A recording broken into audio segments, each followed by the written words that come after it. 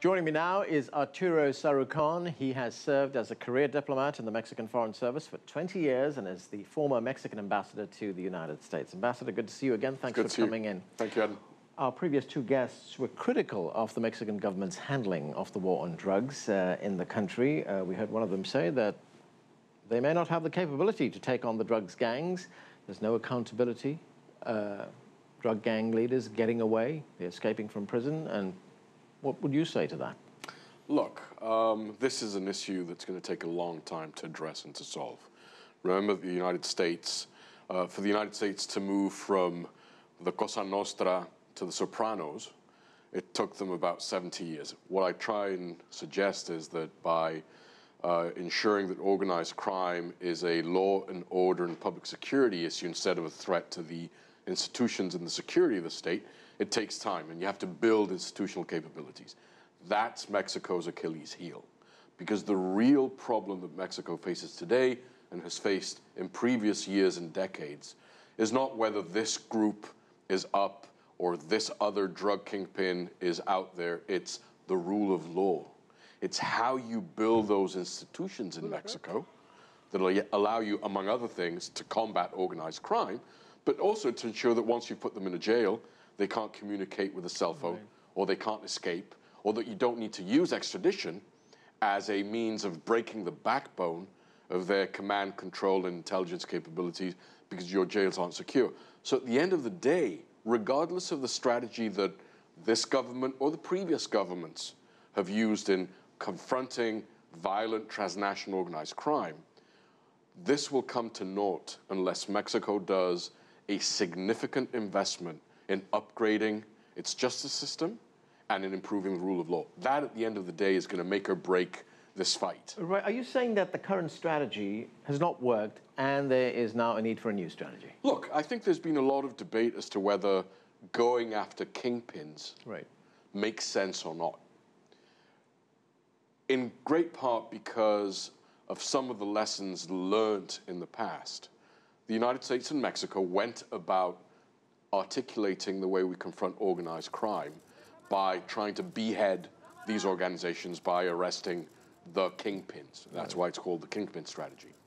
But there's a lot of evidence out there that maybe, whereas this strategy does make sense if you're fighting terrorist or insurgent groups, it may not be that successful confronting organized crime, which in many ways operates like a business.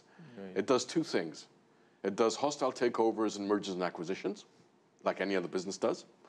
And if the leader goes, there's a queue for reasons that have to do with profit, and there's a line of people behind the person who has been arrested, displaced, or killed, ready to take their place. So the whole discussion that is taking place right now, which I think is very relevant, is whether the kingpin approach is the right way or whether we should be doing two other things which are significant. Number one is going after the middlemen, the gatekeepers, as they are called. These individuals that operate in the day-to-day, whether it's laundering money, whether it's buying the guns, whether it's ensuring that the different cells and groups of the drug syndicates operate. And by taking those people out, you create greater disruption in how these organizations work. And number two, how do you use money laundering? Money laundering is the most, I think in my book, effective tool to go after organized crime. It's in many ways sort of the show me the money Jerry Maguire paradox. Right, it's the same strategy the United States has used in its war against terrorism. Exactly. And in discussing that strategy, I'm wondering how much of a role does the United States have to play? Because these Mexican cartels, these leaders would not be so wealthy, would not be so powerful if there wasn't that ready, lucrative market right here in the United States for their products. Look, I've seen, having dedicated many, many years of my life to not only this relationship, to this issue because of the salient role that it plays in the Mexico-US relationship, I think it's good that we no longer are in the days when the easy simplification of we wouldn't have the problem if you didn't smoke it, snort it, consume it.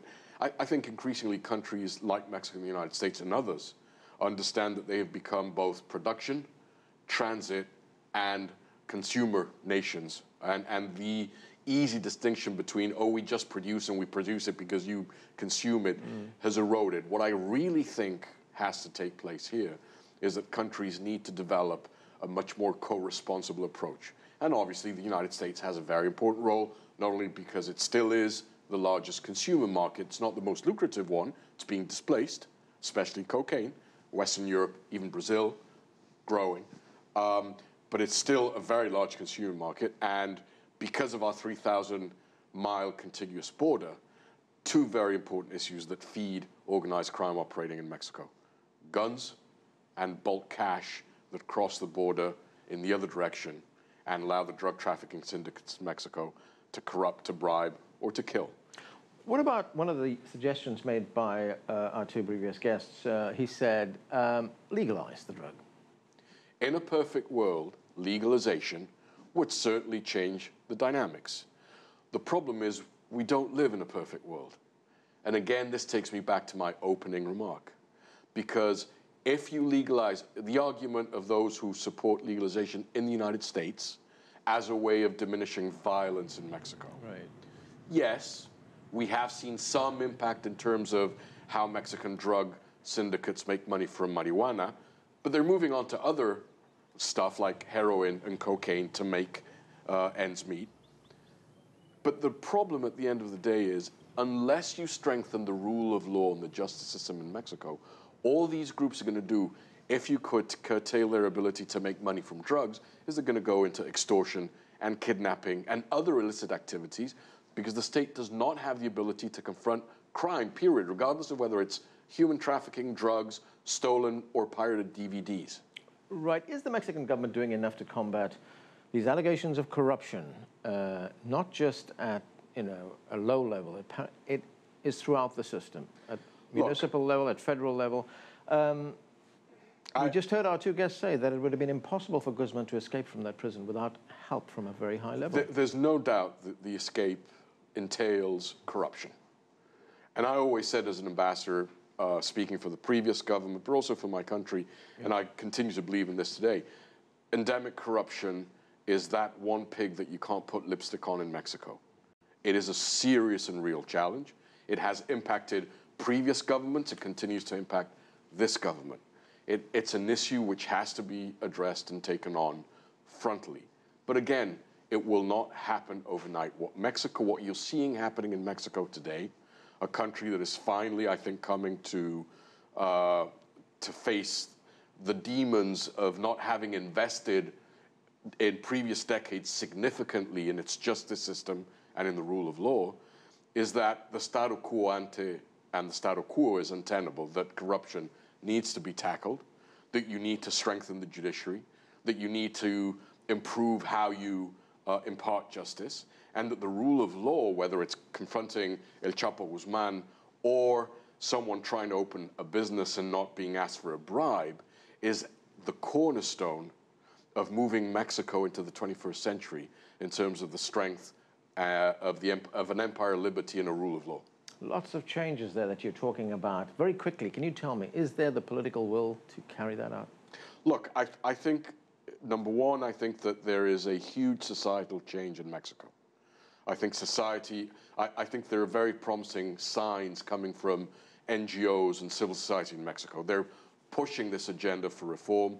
They're pushing this agenda for transparency and accountability. The government does face a problem. I mean, we looked at a recent poll, as we heard in our reporter at the outset of the program. 80% of Mexicans do not believe the government's version of what happened with Guzman. Yeah, there's a huge credibility gap, and there is a real challenge in matching policies which will take time to gel and to have an impact with the perceptions and the needs and the demands of a public which, because of social media, because of their access to information, it has the ability to, rightly or wrongly, determine what they believe in terms of issue A or issue B in ways which governments never had to deal with in the past.